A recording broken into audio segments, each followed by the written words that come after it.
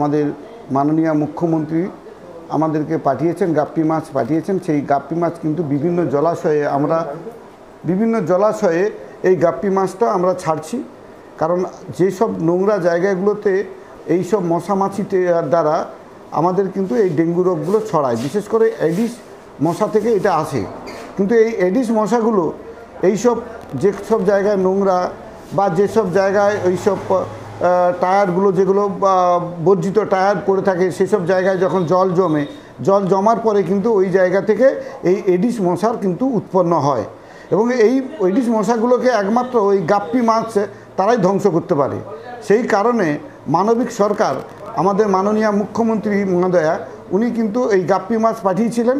সেই গাপ্পি মাছ দিয়ে আমরা কিন্তু বিভিন্ন যেসব জায়গায় নোংরা জলাশয় ছিল সেই সব জায়গায় আমরা ছেড়েছি। আমার ওয়ার্ডবাসী সবাই ছিলাম সঙ্গে, আমাদের প্রেসিডেন্ট সেক্রেটারি মহোদয় থেকে আমার ওয়ার্ডের সমস্ত আমার কর্মীরা সবাই ছিলেন।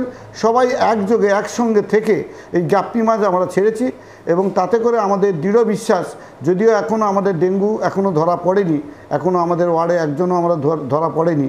তাই আগামী দিন আমরা ভীষণভাবে আশাবাদী যে আগামী দিন আশা করি এই ডেঙ্গু নির্মূল হবে এবং নির্মূল করার জন্য আমরা সবাই সচেষ্ট থাকব।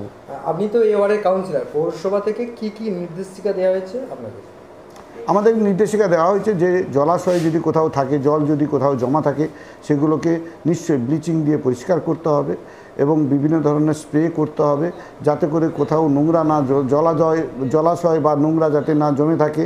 কোথাও যদি টায়ার কোথাও থাকে যেগুলো বর্জিত টায়ার, বিশেষ করে টায়ারের মধ্যে বা টিউবের মধ্যে অনেক সময় দেখা গেছে ওই জলগুলো আজকে বৃষ্টি এইগুলো তো বিশেষ করে হয়, এডিস মশাটা ম্যাক্সিমাম হয় এই বৃষ্টির সময় যখন বর্ষাকালে জল জমে গেলে ওইখান থেকে এই এডিস মশাগুলো উৎপন্ন হয়। ফলে ওই সব জায়গাগুলো যাতে না থাকে পরিষ্কার পরিচ্ছন্ন রাখার জন্য আমাদের মানবিক সরকার আমাদেরকে নির্দেশ দিয়েছেন। সেই কারণে আমাদের ওয়ার্ডবাসী যারা আমাদের রয়েছেন, আমাদের প্রেসিডেন্ট আমাদের যিনি মৃগেন সামন্ত মহোদয়, আমাদের সেক্রেটারি মহোদয় রয়েছেন, এখানে আমাদের দীপক মান্না মহোদয় রয়েছেন, আমার সঞ্জয় ভাই রয়েছেন এবং আমার সঙ্গে মানে গোবিন্দ ভাই থেকে আরম্ভ করে রাজু ভাই থেকে আরম্ভ করে যারা রয়েছেন এবং আমাদের সুবলবাবু থেকে আরম্ভ করে যারা রয়েছেন সবাই আমার সঙ্গে সহযোগিতা করেন এবং আমার ওয়ার্ডে আরও অনেক ভাইরা রয়েছেন, কর্মীরা রয়েছেন, আমার সহকর্মী যারা রয়েছেন, সহযোদ্ধা যারা রয়েছেন, সবাই একযোগে আমরা একসঙ্গে চাই যে যাতে পরিষ্কার পরিচ্ছন্ন বজায় থাকে এবং আমাদের এই মাস গ্রুপে যারা রয়েছেন, যেসব মহিলারা রয়েছেন তারা কিন্তু সঙ্গে আছেন, তারাও কিন্তু আমাদের সঙ্গে সহযোগিতা করছেন। ফলে একসঙ্গে আমরা চাইব চারিদিকে আপাতত জলাশয় যেসব নোংরা জমে থাকছে সেগুলো মুক্ত করার জন্য আমরা একযোগে ঝাঁপিয়ে পড়েছি।